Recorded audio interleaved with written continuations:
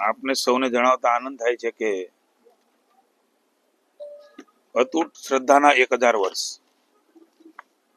72 કલાક અખંડ ઓમકાર સોમનાથ સ્વાભિમાન પર્વ ની ઉજવણી એ માનનીય મોદી સાહેબના એક વિઝનરી વિચારના કારણે સંભવ બન્યું છે।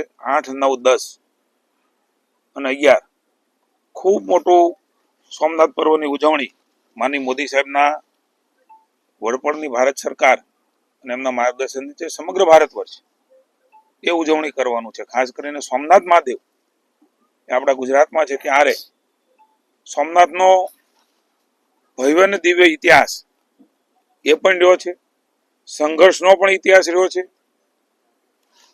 મને જણાવતા આનંદ થાય છે સમગ્ર કાર્યક્રમ એ 2026માં સૌ પહેલી ચડાઈ એ મોહમ્મદ ગઝનીએ આપણા સોમનાથ મહાદેવ ઉપર, કારણ કે આપણા સોમનાથ દાદા એ આસ્થા અને શ્રદ્ધાનું પ્રતીક તો છે જ, પણ ધનાઢ્યનું પ્રતીક। આપ સૌ ઇતિહાસ જાણો છો, વિશેષ નથી કહેવું। અનેક વાર પ્રયાસો કર્યા પણ દાદાની કૃપા હોય અને એમાં શૌર્યતાના પ્રતીક રૂપે અનેક લોકોએ શૌર્ય બતાવીને એ પોતાના જાન પણ નોછાવર કર્યા છે, જીવ ઉપર આવી ગયા। દાદા એમને નિમિત્ત બનાવ્યા। અમને એવું લાગે છે કે મોદી સાહેબને જ આવો વિચાર, કારણ કે આપણે જાણીએ છીએ કે આ પર્વે 100 વર્ષ થયા હશે, 200 થયા હશે, 500 થયા હશે, પણ મોદી સાહેબ વડાપ્રધાન બન્યા અને એમને જે વિચાર આવ્યા એ વિચાર તરીકે આપણે અયોધ્યાને લઈ શકીએ, આપણે મહાકાળી માતાના મંદિરને લઈ શકીએ, આપણે કાશી વિશ્વનાથને લઈ શકીએ, આપણે મહાકાલેશ્વરને લઈ શકીએ, આપણે દ્વારકાને અંબાજીને લઈ શકીએ।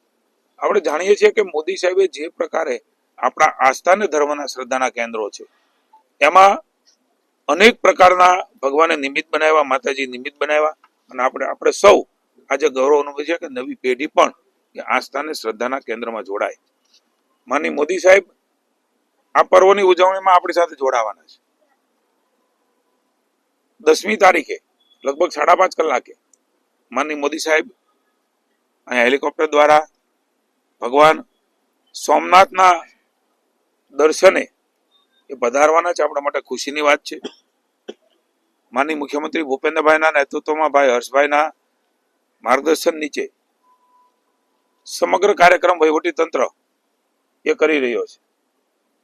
માનનીય મોદી સાહેબ પીએમઓનું પણ માર્ગદર્શન સતત મળતું રહ્યું છે।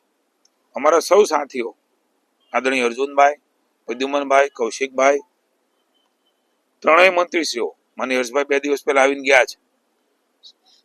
સરકારે એપોઇન્ટ કર્યા છે આ તમામ વ્યવસ્થાઓ માટે તંત્ર સાથે પૂરક બનીને। રાજેશભાઈ, અમારા સ્થાનિક આગેવાનો, માનનીય જગદીશભાઈ વિશ્વકર્મા, સમગ્ર જે જિલ્લાઓ છે એ જિલ્લાઓના પ્રતિનિધિ, આગેવાનો, ચૂંટાયેલા પ્રતિનિધિ, સંગઠનના પ્રમુખ, ભારતીય જનતા પાર્ટીના માધ્યમથી પણ આ પર્વમાં લોકો જોડાય એના માટે એણે પણ આજે મિટિંગમાં માર્ગદર્શન કર્યું છે। અહીંયા ભગવાનના દર્શન પણ કર્યા છે। સર્કિટ હાઉસ ખાતે સોમનાથ મહાદેવના ટ્રસ્ટની પણ મિટિંગ, તો માનનીય મોદી સાહેબ ના વડપણનું આપણું આ ટ્રસ્ટ એમનું પણ મિટિંગ થવાની છે। ડ્રોન શો એ પણ ખૂબ મોટો થવાનો છે। 1000 વર્ષ પછી આ પ્રકારની ઉજવણી આપણા અનુશાસન, વિશ્વાસ અને ધર્મની અનંત શક્તિના પ્રતીક સમા સોમનાથ મહાદેવ એ આજે પણ અડગ ઊભું છે, એની ઉજવણી કરવાનો, યુવાનોને સાંસ્કૃતિક ઓળખ કરવાનો આ પર્વ એ સમગ્ર વર્ષ ચાલવાનું છે। દેશના તમામ મંદિરો, શિવ મંદિરોમાં મેં કહ્યું એમ 72 કલાકની અખંડ ઓમકાર નો જાપ થાય। અહીંયા લગભગ મને જણાવતા આનંદ થાય છે 12 જ્યોતિર્લિંગમાં પ્રથમ જ્યોતિર્લિંગ છે ત્યારે 1000 વર્ષ એમને થાય છે અને સાથોસાથ આપણે સૌ જાણીએ છીએ એ પ્રમાણે માનનીય સરદાર વલ્લભભાઈ પટેલ 6/1/26 એ ચડાઈ કરીને 1000 વર્ષ, 11/5/1951 જીર્ણોદ્ધારના 75 વર્ષ, એ સમન્વય પણ સુબક સમન્વય છે. જવાહરલાલ નહેરુએ આ જીર્ણોદ્ધાર માટે સરકાર મદદ ન કરે અને કોઈ ન જાય એવી વાત કરી, પણ આપણા સરદાર વલ્લભભાઈ પટેલે જીર્ણોદ્ધારનો સંકલ્પ કર્યો. જોડી ફેલાવીને એક પ્રકારે ભીખ માગીને આપણા સોમનાથ દાદાનો જીર્ણોદ્ધાર કરાવ્યો. આજે મોદી સાહેબના નેતૃત્વની અંદર એનો વિકાસ થઈ રહ્યો છે. ત્યારે આ સોમનાથની ગાથા આક્રમણ અને વિનાશ દ્વારા નહીં, પણ અડગ ધાર્મિક શ્રદ્ધા અને સંસ્કૃતિને ઉજાગર કરે છે. સોમનાથ મંદિર આજે વિશ્વમાં ભારતની સાંસ્કૃતિક ઓળખ, ધાર્મિક આધ્યાત્મિકતા, પરંપરા અને આત્મવિશ્વાસનો પર્યાય બન્યો છે. ત્યારે પહેલું જ્યોતિર્લિંગ આપણા સૌ માટે મને કહેતા આનંદ થાય છે કે 8, 9, 10 શિવ ભક્તિ ભજન અને લોક ડાયરાનું આયોજન પણ થયું છે. 3000 ડ્રોનનો શો એ પણ યોજાવાનો છે. 1000 આર્ટિસ્ટ, 500 બહાર અને 500 અંદર શંખનાદ થવાનો છે. 2500 જેટલા ઋષિકુમારો, બ્રહ્મદેવતાઓ દ્વારા મંત્રોચ્ચાર થવાનો છે. અંદર પંડાલમાં એટલે કે મંદિરની અંદર અને બહાર 4 ટ્રેનો. મંદિરની અંદર એ આપણા સૌ ઋષિકુમારો રહેશે, એ મંત્રનો જાપ ઓમકારનો કરાવશે.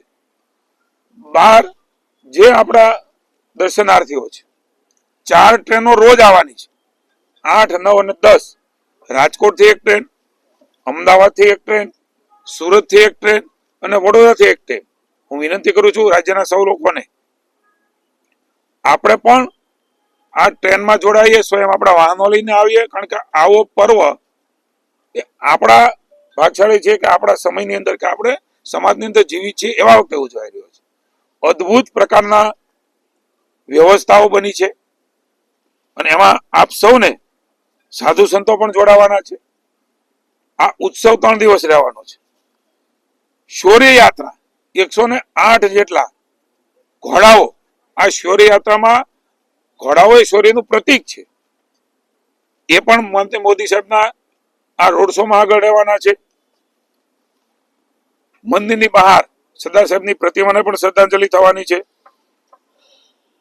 જે લોકો ટ્રેન દ્વારા આવી રહ્યા છે એમને ફ્રેશ થવાની તમામ વ્યવસ્થાઓ અને એ તમામ લોકોએ આપણા મંત્રોચ્ચારમાં ઓમકાર જાપમાં જોડાવાના છે. અદ્ભુત દ્રશ્ય એ મંદિરની બહાર પણ રહેવાનું છે. તમામ લોકો આમાં જોડાઈ શકે છે. કોઈ નિશ્ચિત લોકો જ આવે એવો આ કાર્યક્રમ નથી. મોદી સાહેબ એ સવારે આ રોડ શો નથી, મેં કહ્યું એમ આ શૌર્ય યાત્રા છે. અનેક લોકોને આવકારવા માટે થનગની રહ્યા છે. ખૂબ મોટી ભીડ એ એકઠી માનની મોદી સાહેબને જોવા માટે, એક ઐતિહાસિક ઘડી એના સાક્ષી બનવા માટે આવવાના છે. કુલ 20 જેટલા સાંસ્કૃતિક કાર્યક્રમના સ્ટેજો થવાના છે. આ મંદિરો એ માત્ર મંદિરો નથી, એ માત્ર આસ્થા અને શ્રદ્ધાનું પ્રતીક નથી, વિકાસનું પણ પ્રતીક છે. આપણે સૌ જાણીએ છીએ કે જે પ્રકારે ભગવાને નિમિત્ત બનાવ્યા, એક એવું મહાપુરુષ છે એવા નરેન્દ્રભાઈ છે જે તત્વ અને સત્વ લઈને જન્મ્યા છે. અત્યાર સુધી કોઈના આ પ્રકારના વિચારો નથી આવ્યા. આ મહાપુરુષ આપણે ભાગશાળી છે કે ભારત વર્ષને મળ્યા છે. એને સંવર્ધન કરીને સાચવીને દેશનો વિકાસ થાય. આ ધાર્મિક સ્થાનોની અંદર જે પ્રકારે એમણે ડેવલપ કર્યા છે, એમના કારણે સમગ્ર વિશ્વના ભારતના લોકો એ ગુજરાતમાં આવે. ગુજરાતના લોકો એ મધ્યપ્રદેશમાં જાય, બનારસ જાય, અયોધ્યા જાય, કાશી વિશ્વનાથ જાય, અહીં આપણું મહાકાલી જાય, અંબાજી જાય, દ્વારકા જાય. અદ્ભુત કહી શકાય એ પ્રકારની વ્યવસ્થાઓ, એ કોરિડોરની સ્વીકૃતિ મળી છે. હજારો લોકો, અને એના કારણે એ વિસ્તારનો વિકાસ પણ થયો છે, ટુરિઝમ વધ્યું છે. નરેન્દ્રભાઈ એક અલગ દ્રષ્ટિકોણ વાળું વ્યક્તિત્વ મળ્યું છે. ત્યારે હું આપ સૌના માધ્યમથી વિનંતી કરું છું, આપણે સૌ આસ્થા અને શ્રદ્ધાનું પર્વ, આપણા સ્વાભિમાનનું પર્વ, એમાં આપણે સૌ તમારા માધ્યમથી પણ જોડાય એવી વિનંતી કરું છું. અતૂટ આસ્થાના 1000 વર્ષ, 72 કલાક અખંડ ઓમકારના જાપ, સોમનાથ સ્વાભિમાન પર્વ. નવી પેઢી એ જાણે, આપણી શૌર્યતાને જાણે, અને આગળ ઉપર જરૂર પડે ત્યારે એ શૌર્યને પ્રસ્થાપિત કરવાનું ભારત માતા માટે હોય, એક નાગરિક તરીકે આપણાથી થઈ શકે એ કરીએ, સૈનથી થઈ શકે એ કરે, સરકારથી થઈ શકે એ કરે, પણ સૌ સાથે મળીને આ અદ્ભુત ઇતિહાસનું ગૌરવ સાથે મળીને આપણે અનુભવીએ, વાગોળીએ અને નવી પેઢીને પણ જણાવીએ.